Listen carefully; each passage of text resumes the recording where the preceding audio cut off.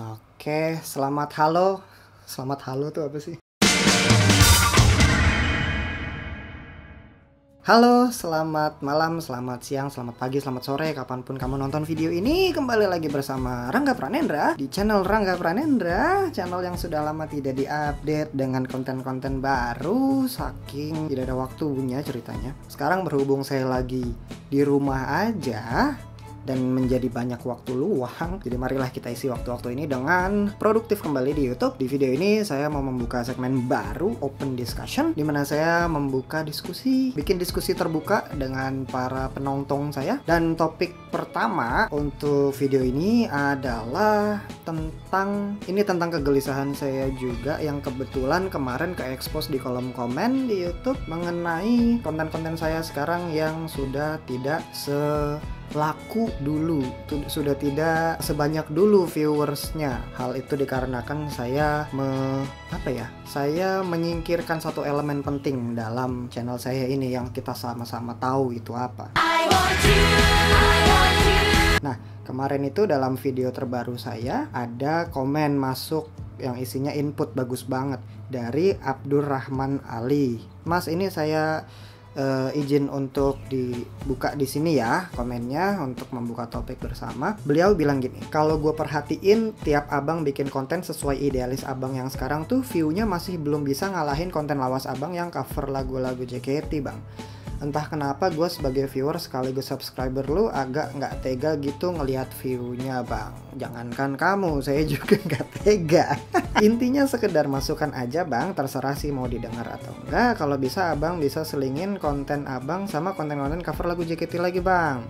Yaitu semata-mata untuk dongkrak view sama subscriber abang lagi. Karena tidak dipungkiri juga industri musik di Indonesia lagi lemah banget.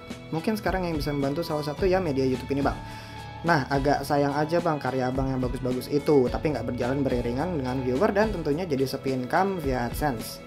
Ya agak munafik aja sih kalau ada orang yang telanjur terjun ke dunia YouTube tapi bilang nggak butuh AdSense-nya. Ya terima kasih Mas Abdurrahman Ali, komennya juga sudah saya balas, tapi di sini saya buka lagi aja.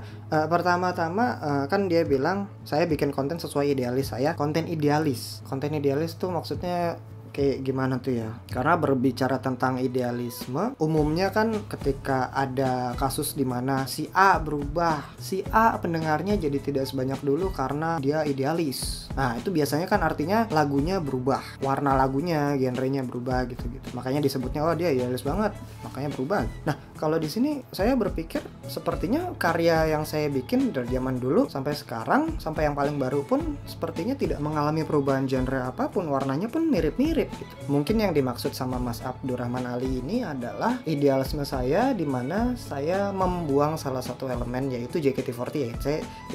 Saya tidak lagi mengusung bendera JKT48 di channel saya ini, dan itu yang dinilai sebagai idealismenya saya. Ya gitu ya, bisa sih. Cuman agak lucu juga karena dulu, nih saya cerita aja, dulu pada masanya ketika saya bikin lagu untuk member JKT48, masuk ke lagu keempat, kelima, pokoknya pertengahan lah, itu saya menerima nggak hanya beberapa, lumayan banyak masukan, komen-komen yang bilang bahwa bang sebenarnya lagu lu bagus, tapi sayang, terlalu segmented. Coba lu bikin lagu yang lebih umum, jadi bisa dinikmatin khalayak luas, bisa dinikmatin masyarakat yang lebih luas, lebih umum gitu. Itu adalah salah satu komen, dan banyak komen yang masuk seperti itu. Jadi saat-saat ini saya mencoba menuruti masukan tersebut, alhasil ini yang terjadi gitu. Malah di sini saya dapat komen baru, isinya saya jadi idealis. Loh kok gue jadi bingung, jadi gimana maunya? Terus dia bilang sekadar masukan aja bang, terserah sih mau didengar apa enggak. Oh iya, saya dengar dan saya baca, makanya saya menanggapi di sini, dan sesuai dengan apa yang saya balas juga di bawahnya, itu masukan yang bagus dan bisa diterapkan sebetulnya. Tapi menurut hemat saya, mengembalikan konten JKT48 ke channel ini itu tidak akan membuat lagu-lagu terbaru saya jadi didengarkan. Kenapa? Karena itu sudah merupakan hal yang berbeda. Karena mayoritas subscriber saya di channel ini hanya menginginkan konten yang ada unsur JKT48-nya. Ya kan? Kalau saya merilis sesuatu yang ada bau-bau JKT-nya aja tuh view langsung nambah. banyak. Tapi kalau saya rilis lagu baru yang gak ada hubungan sama JKT, saya bikin vlog yang gak ada hubungannya sama JKT, sedikit view-nya. Itu ada datanya dan bisa disimak lewat analytics, dimana setiap saya merilis sesuatu yang berhubungan dengan JKT itu langsung rame. Nah, kenapa saya bilang kalimat pertama tadi, mengembalikan konten JKT tidak akan membuat para viewer melihat konten terbaru saya yang non JKT ya, karena sudah pernah dicoba dan terbukti bahwa itu merupakan dua hal yang berbeda, JKT dan non JKT. Penggemarnya, penontonnya, penikmatnya beda. Dulu, ini contoh real nih ya. Dulu 2014 waktu saya zamannya lagi aktif-aktifnya ngidol, ngewota parah. Di zaman itu saya merilis album yang gak ada hubungannya sama JKT48. Judul albumnya Across Chapters, tahun 2014 rilisnya. Di situ ada lagu yang saya promosikan berulang-ulang juga dengan Radikal tuh salah satunya. Tapi tetap pada kenyataannya jumlah view di situ, jumlah penikmatnya tidak sebanyak jumlah penikmat ketika saya merilis LBM. Itu yang terjadi. Padahal itu terjadi di zaman saya aktif banget ngidol. Itu sudah terbagi. Mana orang-orang yang mau nonton dengan Radikal, mana orang-orang yang hanya mau nonton LBM dan gak mau peduli dengan karya saya di luar JKT48 gitu.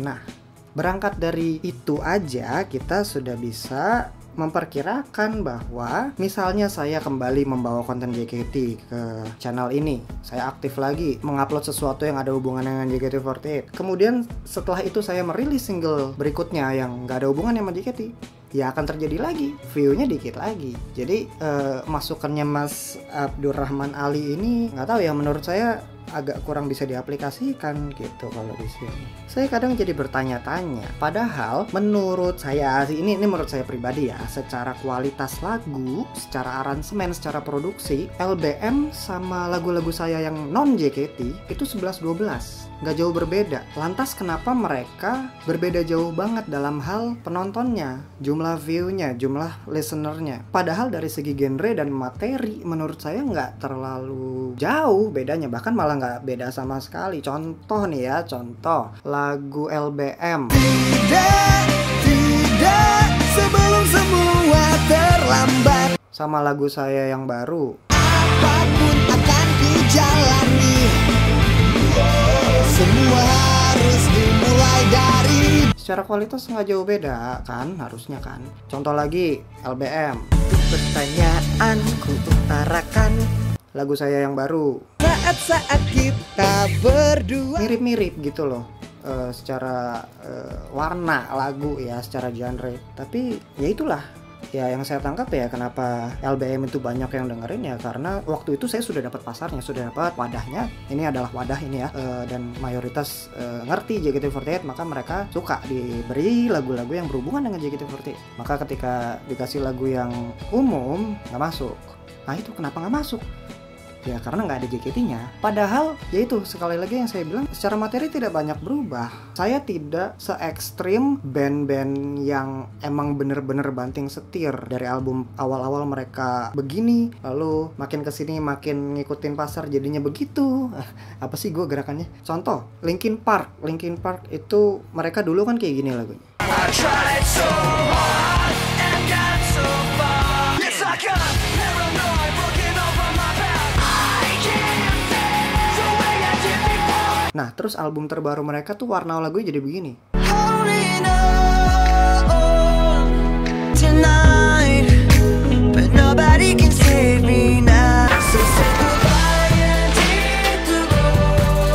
Itu kan jauh banget. Atau contoh lain, band favorit saya waktu zaman saya SMA dan kuliah deh, The Used. Saya dulu emo banget orangnya. The Used itu album pertama dan kedua warnanya begini.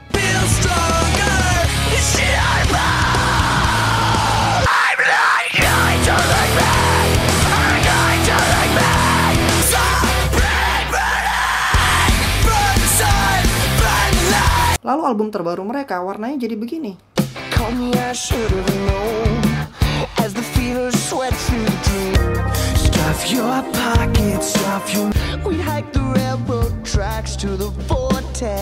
Nah itu yang saya sebut banting setir. Dan saya sih secara genre saya nggak merasa banting setir segitunya. Ya nggak sih? Iya kan? Kalau kamu menilai lagu saya secara lagu loh ya, bukan secara isi lirik ya, tapi secara lagu nggak beda kan? Yang dulu sama yang sekarang, yang LBM sama yang single-single terbaru nggak terlalu beda dong. Saya tidak banting setir separah itu.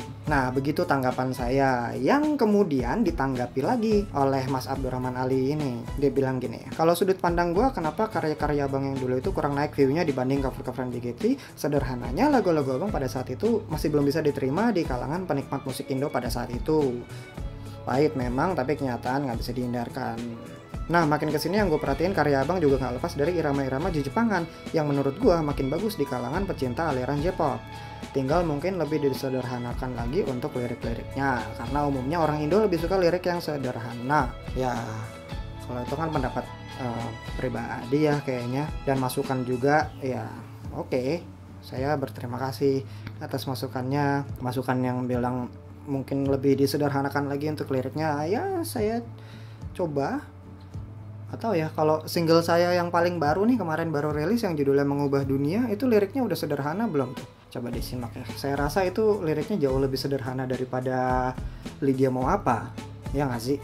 Itu liriknya Lydia Mau Apa kagak ada sederhananya banget. Habis itu dapat komen masuk lagi dari Freeze 13. Dia bilang, Bang Rangpren kayaknya harus lebih bisa berbesar hati dalam menerima kritik dan masukan yang ada, Bang. Iya. Masalah Bang Rangpren tuh apa nih? Masalahnya Bang Rangpren tuh tumbuh dan berkembang untuk di YouTube kurang lebihnya karena konten-konten JKT48-an, Bang. Jadi kayaknya Bang Rangpren nggak bisa lepasin gitu aja buat nggak bikin konten-konten JKT-nya lagi. Itu kalau Bang Rangpren mau kejar AdSense-nya. Kecuali dari awal Bang Rangpren udah memisahkan antara konten-konten lagu Arya Bang sama konten JKT-an dengan cara bikin 2 channel. Jadi segmen pasarnya lebih jelas. Ya, kalau bicara kecuali dari awal Bang Rangpren, ya berarti kita pakai seandainya dong. Seandainya dari awal gue udah pisahin dalam 2 channel, 1 channel khusus JKT, 1 channel Rangga Pranendra doang, mungkin akan lebih baik. Cuma kan itu tidak terjadi, jadi kita hanya bisa menyesali karena ini tidak terjadi. Yang terjadi adalah semua dalam satu channel yang sama. Jadi pengandaian seperti seandainya dari awal gue sudah ini, ya udah nggak usah dibahas lah karena kan sudah lewat, mau nggak mau. Dan mengenai AdSense, iya saya sih setuju bahwa yang namanya orang udah terjun ke YouTube berarti ngincer AdSense karena kita dapat duit dari AdSense, dan siapa yang tidak mencari duit kan, ada hakikatnya manusia.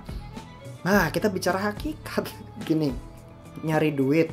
Oke, kita ngomongin nyari duit dari AdSense nih. Ini sebenarnya topik yang agak sensitif karena ini berhubungan dengan uang, tapi saya bahas di sini. Tujuan kita kan sebenarnya adalah bahagia. Iya kan?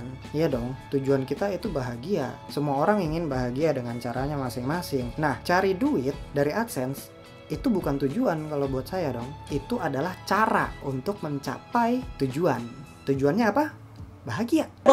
Bahagia. Tujuan manusia adalah menjadi bahagia dalam hidupnya. Mencari duit bukan tujuan, dia adalah cara untuk menuju ke bahagia, gitu kan? Karena kalau kita cari duit lalu kita dapat duit, maka kita bahagia gitu. Nah, kalau saya mencari duit dari AdSense tapi saya tidak bahagia dalam proses pengerjaannya, kenapa harus saya lakukan gitu kan?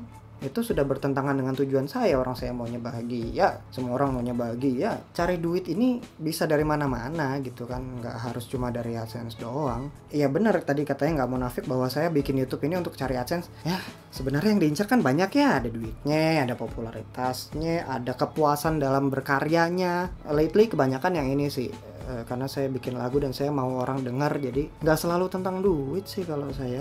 Karena bahagia itu bisa dicari dari berbagai sumber gitu. Dan buat saya pribadi, konten-konten JKT itu bukan salah satu cara untuk saya menjadi bahagia gitu. Karena emang pada dasarnya saya udah nggak mau bikin lagi kan. Tapi selalu aja setiap kali saya mendapatkan komen-komen yang meminta, Bang kapan ngidol lagi? Bang ayo comeback, Bang bikin lagu lagi buat member. Komen-komen yang gimana ya, kalau bisa dibilang itu semacam komen-komen yang menyesarakan saya, menyengsarakan saya. Kita ulang biar nggak diketawain. Menyengsarakan saya. Cause I'm trying too hard. Nah, sekarang saya lempar balik ke para penonton. Menurut kamu, apakah ada tanggapan mengenai tanggapan saya barusan? Boleh ditulis di kolom komen. Mari kita berdiskusi. Pasti akan saya baca semua dan akan saya tanggapi. Yang jelas saya selalu berusaha mendengarkan dan membaca semua masukan, saran, kritik, usul, tapi itu kan menjadi keputusan saya lagi apakah saya mau menjalankan itu atau tidak. Gitu aja sih. Oke, sekian untuk sesi open discussion di video ini. Ditunggu bang komennya, kalau ada, kalau nggak ada juga nggak apa-apa. Oke, bye bye.